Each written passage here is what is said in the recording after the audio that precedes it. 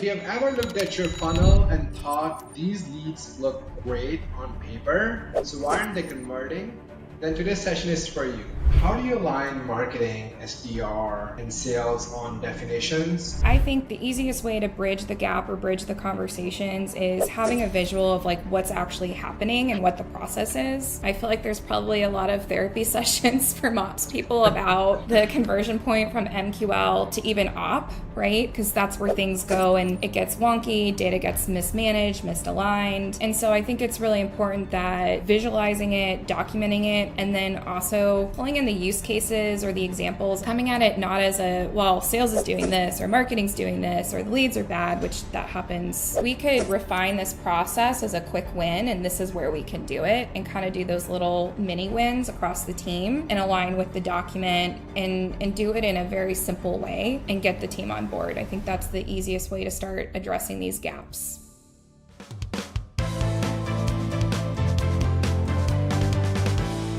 Hi everyone. If you have ever looked at your funnel and thought these leads look great on paper, so why aren't they converting? Then today's session is for you. Joining us today is Ellie, Director of Demand Generation at StarTree, where she is known for turning complex marketing systems into clean, revenue-driving engines. She has led global RevOps team, rebuilt data flows across Marketo, HubSpot, Salesforce, and 6sense. And she has even cut vendor costs by 30% while growing the pipeline. One of her peers once said, Ellie doesn't just see the big picture, she builds the big picture that makes it real. So today we are unpacking how she does that exactly, from refreshing outdated ICPs to fixing demand broken handoffs and cleaning up the data chaos that slows everything down. So stick around because Ellie is about to show us what modern ops excellence really looks like. Welcome to the show, Ellie. Yeah, hi. I wish you were around to introduce me more often. That was a great intro about myself. Thank you. Yeah, absolutely. We're so honored and so glad that you're here joining us. So jumping right in, Ellie, I want to focus a little bit on like the data systems and operation excellence, right? So you think about like building a connected stack that everyone trusts. Many teams run 10 plus tools, 20 plus tools. I've seen as much as 30 tools, but they can't trust the data when pipeline reviews come. You have rebuilt end-to-end flows, Marketo, NetSuite, Click Dimensions, to Marketo, HubSpot to Salesforce without losing attribution or breaking compliance. Ellie, if you're advising a new RevOps leader today, what are the first three integrations you would prioritize and what checks would you run to make sure the data flow actually works? Yeah, so I think obviously your central system. So obviously your CRM, like a Salesforce, is most critical in how you push data in and out of that tool. I'd say kind of your go-to-market motion, your key systems that your team's going to be leveraging every day. So obviously the marketing automation platform is really critical. And depending on what you're doing as a team, obviously like really what I'm most excited about right now is that intent engine tool. So whether it's a 6sense or like I've really had a lot of fun with Common Room. But really, I feel like having those core pieces in your stack working and operating with each other is the baseline. And then you start kind of layering in the different tools like your outreach, your kind of one-off tools that you're leveraging. But I'd say the most important piece of that is really making sure I get really nerdy about data mappings. So it's really more about whatever system that's really critical for you. You have to understand what fields live on what object and how those talk to your other pieces in the stack. So I think the follow-up question I have is like keeping the data clean. When systems keep on changing. Bad data kills dashboards. I know that. I've seen that. You have built governance frameworks that reduce those manual errors and kept reporting reliable across 15 to 30 clients at Unreal Digital Group. Walk us through your practical playbook, Ali. Like what fields do you standardize first? What rules do you enforce, and what automation keeps things from breaking again next quarter? So I feel like you really need to start with your key data sets. And so when I say that, it's really more about your lead management type fields around lead lifecycle. And I get really into lead stage and lead status. And I think what really helps me as I go to build these things or think about them is having this relationship where you have this micro data set layer and it sits underneath your macro data set layer. So for example, like a stage and status are really important. And it also helps you with how you go to market and how to report. So I think making sure that those data sets around lead management are important, attribution are important. And I think concatenated data is going to be your biggest enemy, especially across your tech stack. Sure. And I know there's a lot of complexities of how you're thinking about person set data versus account set data. And I'm saying person, not lead, not contact, because depending on what system you're working out of, that's where you get some extra complexity. So really aligning on those data sets and how they flow throughout your stack, and really, I think at a macro level, pick listing that right away and locking that down. That really cleans up your governance and your data sets over time. And of course, the documentation is really important, which I think, us as marketing ops people, we know that's probably the most critical thing to do, but it's probably the last thing you have the time to do, right? Yeah, 100%. Very well said, Ellie. Ellie, you talked about this during your MOP session, right? And I'm fascinated about this topic, and I think the entire world is kind of fascinated about this topic. AI, right? AI that ships value without breaking governance. Everyone wants AI in operations, right? It's badly needed, and I think there's a lot of good use cases. But most pilots die in legal review. You led the agentic AI for MOPS session, right, recently, that we all saw during MOPSA, and built workflows that actually go live. How do you design AI workflows that boost speed and accuracy while still keeping compliance and IT happy, right? And what would be like one guardrail you always put in place before anything goes in production? Yeah, so I think one of the biggest guardrails is one, everyone keeps harping on this, but kind of having that paywall, right? That more personal, and especially when you're working for an organization, using an LLM that's owned by the org and set up where your data sets are really locked down. I also think the other important part about the security piece is, I've seen this a lot as people start expanding into their workflows, is you can connect to APIs, you can do all these really cool things, but I think you have to be really specific and intentional about the data you're trying to pull from the APIs. I don't see any value of pulling personal information in these types of processes, really.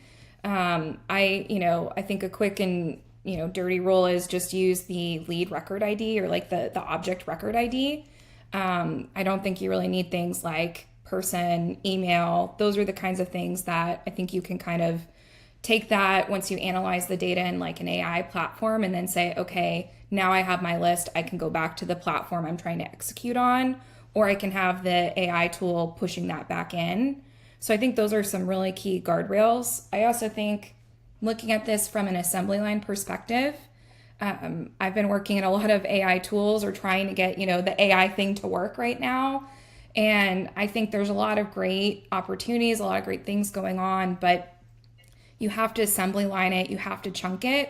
And I think the biggest thing that I've seen missing even within tools is context. We're still not nailing the context piece.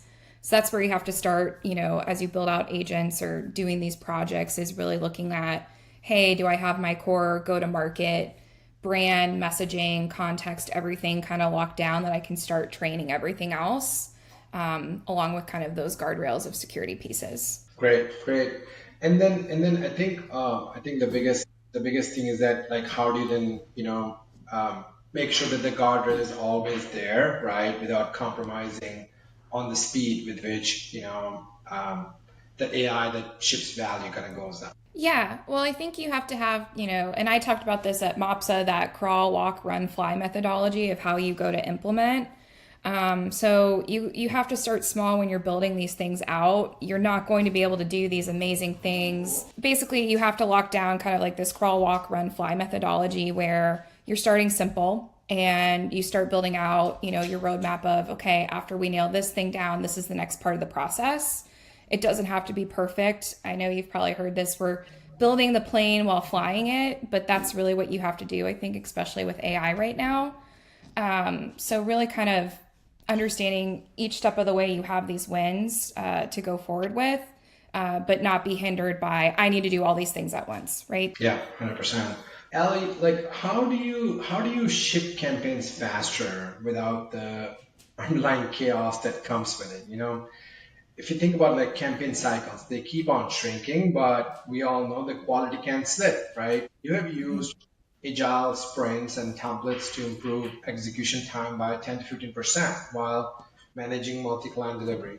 What's your go-to system for increasing campaign speed? Like how do you think about all of this? And I would love to also hear about the templates, QA loops, or sprint structure that you have implemented that help team move faster without burning out. Yeah, so I think I really love a good workbook. So I actually have, and this is how nerdy I am about my docs, but I'll have a workbook, which is like a spreadsheet, and then I'll have a brief, which is an actual, like a Google Doc, for example. So in the campaign workbook is really where you have kind of that really intensive kind of spreadsheet data sets that you have.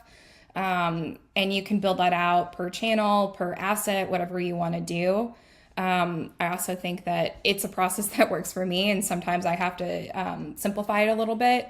But I'm a very holistic thinker about, yes, I need to be thinking about, I might be writing a blog, but how is that going to get distributed on my social channels, on my email channels, and what is the core messaging?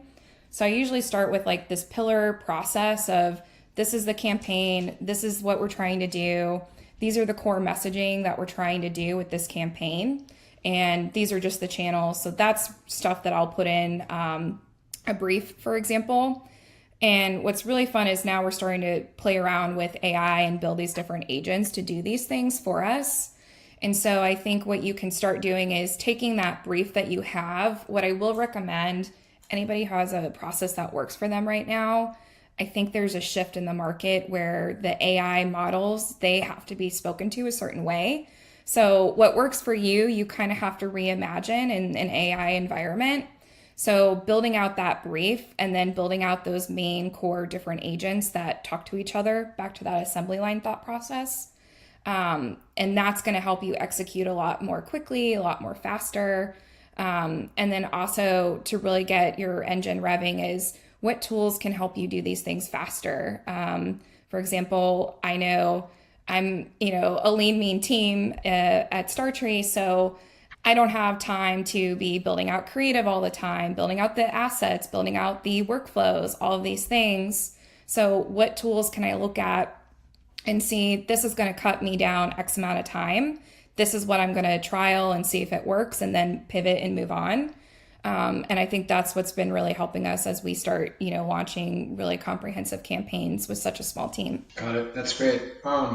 And I think as you're shipping those campaigns faster, I'm pretty sure one of the things that you're going to ask by your CFO and your leadership is, how do you measure and how do you attribute a conversion to the campaigns you're shipping out, right? So my next question is kind of around that, Ali, like metrics that CFO likes, right? You and like you and I both know that pretty dashboards don't move budgets, right? And I know how you have moved teams from vanity metrics to focusing on pipeline conversions and revenue influence using Visible and Domo. What's your framework for picking the 5 to 7 metrics that both marketing and finance can align on? And how do you build a cadence so those numbers drive a decision, quickly, like within the same week? So I would say I feel like I'm old school in this mindset, but I really like just kind of following a reverse waterfall, those data sets. And I also really like following the money. That's like the most important thing. Everybody, money talks, and that's how people operate. I also think, I don't know how many C-suite people that we talk to really care about what your attribution framework really is. I think they ask the questions of, okay, you spent X amount of dollars on ads. What did you get from that? How many ops? How many closed ops did you get? Is it worth the time? Is it worth the budget investments? And those are kind of the core, again, back to that macro level thinking. I think the only time that you'll see this of like micro conversations is if it's a hot topic or a hot campaign that people around the org are excited about. So then they're like, what ads perform the best, or what campaign, like, tell me more in depth this key thing. But I also think that when you're working on attribution and data sets, money talks, but also really you have to align to whoever in the C-suite you're talking to, what matters to them and how they tell their winning story. So, I think a CFO is less excited about, oh, you launched 23 different campaigns this quarter. They care, oh, you actually, with your attribution tracking, you've been able to cut your spend by X amount of percent while optimizing. So that's where I think, to me, again, the quick and dirty metrics of reverse waterfall, that's where I think those are kind of the more bigger picture that you can align to. I also think they don't care about the technical, right? In the weeds like we do. I understand why. We all do. But that's where things that you need to care about and bubble up that micro experiences. Really, I think there's a lot of power, especially in Salesforce, the campaign member object, and even simply talking UTMs, right? That's how you really start tracking that. But it can get unwieldy over time, and that's where you start to get into some complexities of how are you really tracking the campaign and those campaign hierarchies, right? So that's the kind of stuff that I think is really important for you at what you're trying to do to feed your attribution. Great. And I think, but attribution is a lot of times made up on a lot of assumptions, right? So when you build those attribution reports, sometimes those conversations fall apart because of assumptions, underlying assumptions, right? Like they don't agree with the assumptions that you have made. You have implemented models that CFOs and boards actually believe. What are the key validation steps or data checks that make an attribution report truly credible? And what's one mistake that you see a lot of teams make, then that you're like, gosh, why are you doing that when they try to prove their marketing ROI? I think things get messy when you start shifting from person-based data to account-based data. And so you kind of have to understand the nuances of those pieces when you start talking about your attribution. I also know we're shifting into these buying groups more than like a one-off, this primary contact, right? And so I think those are the key things that you have to really identify pretty quickly of not even just like first touch, last touch, it's more about how are you building out this buyer journey and tracking all these touch points over time across the buying group. And yeah, sure, we can start with the primary contact, but then we have to nail down as you're moving data across these different objects, where are you time stamping? Where are you collecting the data? Where are the gaps? What's really important, mission critical to what you're trying to track? I also think that time stamping and looking at your lead lifecycle, especially in a B2B sense, that's really important of how you're starting to track these different touch points. But again, that's where I'm like, there's so many things you can do on the campaign member object. Like you can track all these attribution points on a campaign member, right? I'm really sorry if you're not anyone listening that's not a Salesforce shop. I was like you once. But that's where my head in my space is at right now, is really, even if it wasn't Salesforce campaign member object. And I did this when I was working in my Marketo dynamic shop, is really being able to look at campaign member statuses and activity and tie it back to like a campaign object. So it's the same concept. You have to tie a person to a campaign and track those key data points to really level up your attribution. Great. One of the things that I feel like there's a lot of sometimes tension, Ellie, between the marketing and the sales team, and I've seen this firsthand. Great campaigns die when leads get lost between MQL and SAL stage, right? Now you have built lifecycle frameworks and routing systems, including lean data implementations that close this gap. How do you align marketing, SDR, and sales on definitions, SLAs, and routing rules that stick, and what's the most frequent handoff failure you fix first? So I love a good, sexy schematic because I feel like that cuts through so much noise. Um, and so I think the easiest way to bridge the gap or bridge the conversations is having a visual of like what's actually happening and what the process is. I feel like there's probably a lot of therapy sessions for MOPS people about the conversion point from MQL to even op, right? Because that's where things go and it gets wonky, data gets mismanaged, misaligned.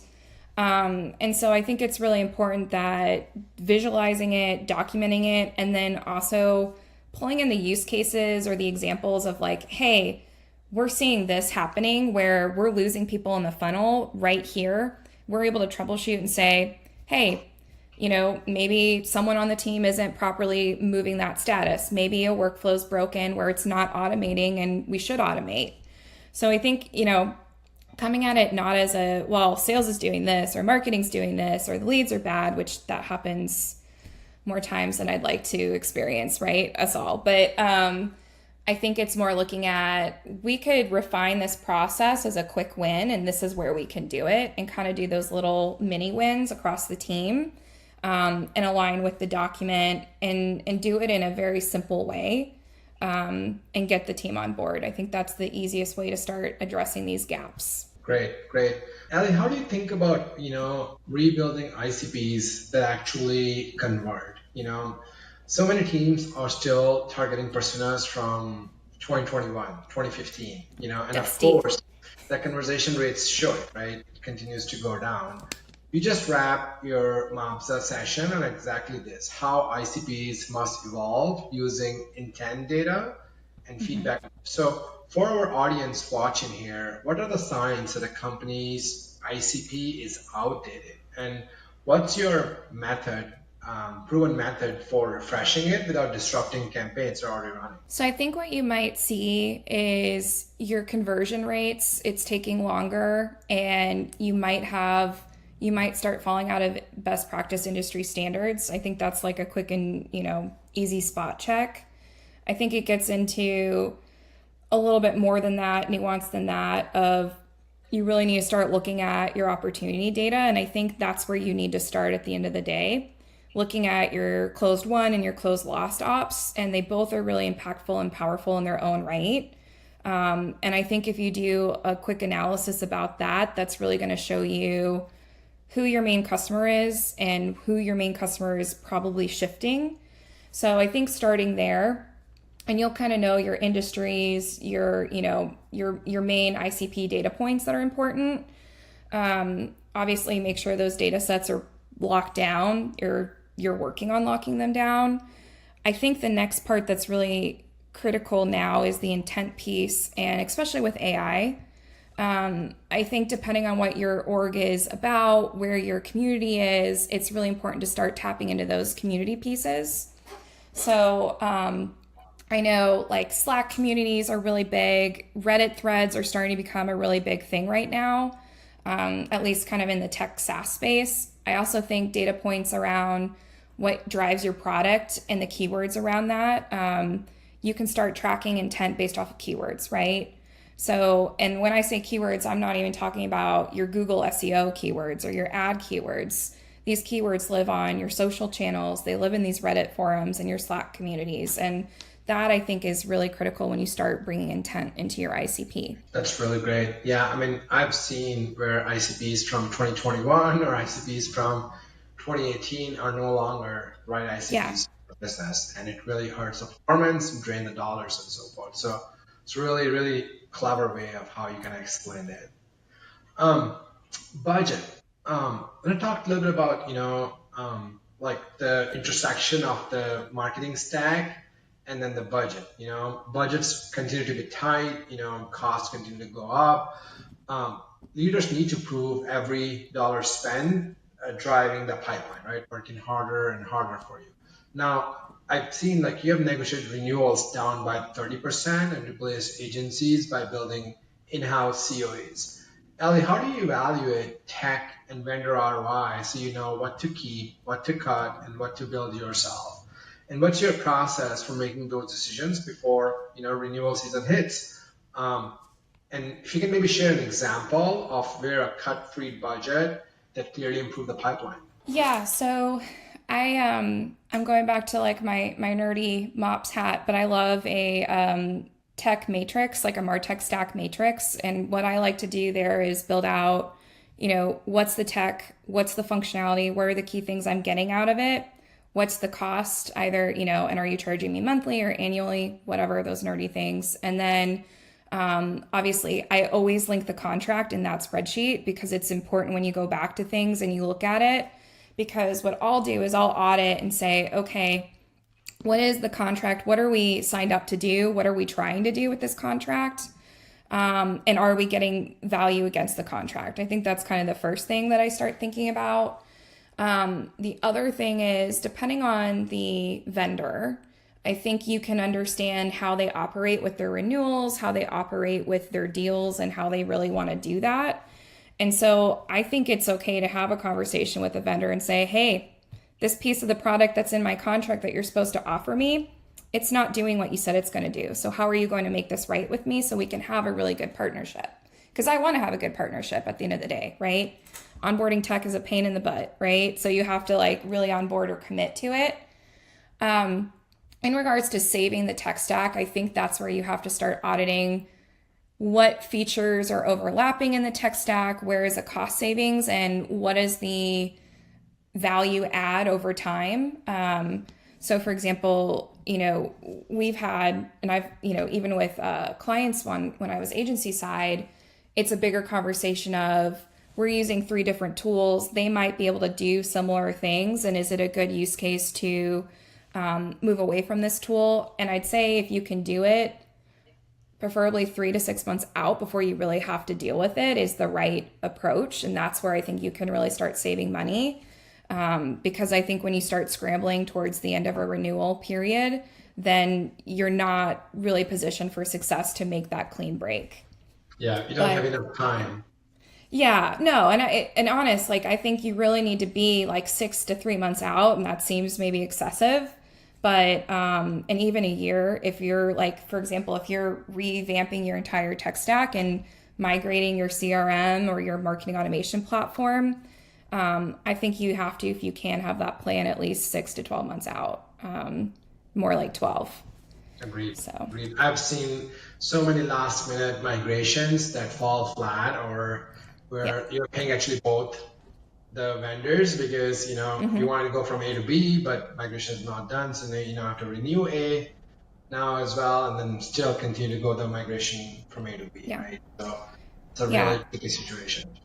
And I actually think like the strongest thing with this process too is not even just the tool, it's the people that work for the tool. It's how you're working with these people. Like I've had times where I'm like, I can't get anyone on the call, I can't get any support. And that to me is I think the bigger differentiator, especially when you're a smaller Account team. management. Yeah. Yeah, if you have that account management with a relationship or with a vendor, like, and that's where you push the vendor too. You say, hey, like, I want to be a successful partner with you. I want to keep this going, but here's what I need from you to help me. How do we hit this goal and do it? But again, you have to kind of plan ahead if you can to have that conversation because they want your business. They want to go, move mountains for you most of the time. And if they don't, then that's probably not who you want your vendor to be over time. So, Agreed. Agreed. yeah. Um, Global ops team. I Hmm. know, like, I mean, teams are distributed these days. They're not in one location. Sometimes they're in different geography, different time zone. Sometimes the time difference is 6, 7, 8, 10, 12 hours.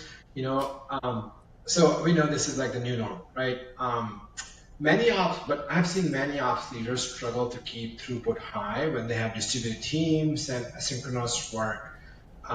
asynchronous work in their purview. You have managed global RevOps functions, Ali, that maintain even 80% utilization while staying flexible.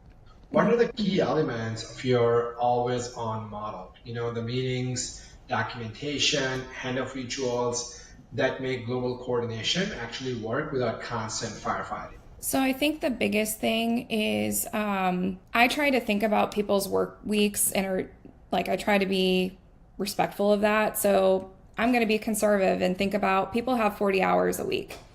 32 hours of that, I can expect that I need them to be productive, right? That's what I'm trying to get them to do. So what do they need to be successful in that time frame? What handoffs work for them? What's good for them?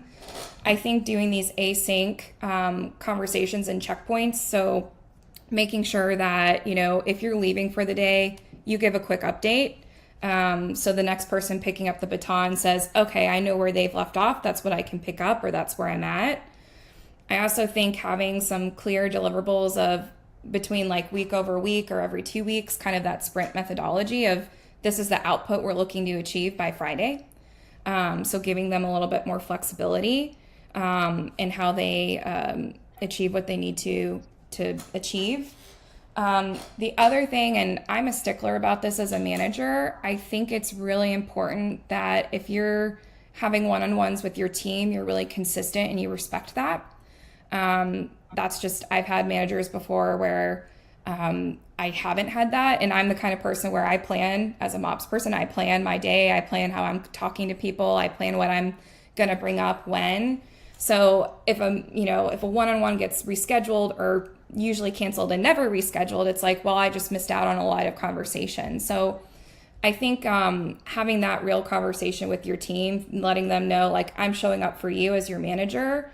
And if we don't meet this week, I'm going to come back around and say, this is why, or this is, a quick spot. I think that's what's been really successful for me of really tracking that utilization. But I don't know. I mean, everybody does things different. But that's what I found really worked for, especially when I was in an agency model. Great. This was really insightful, Ellie.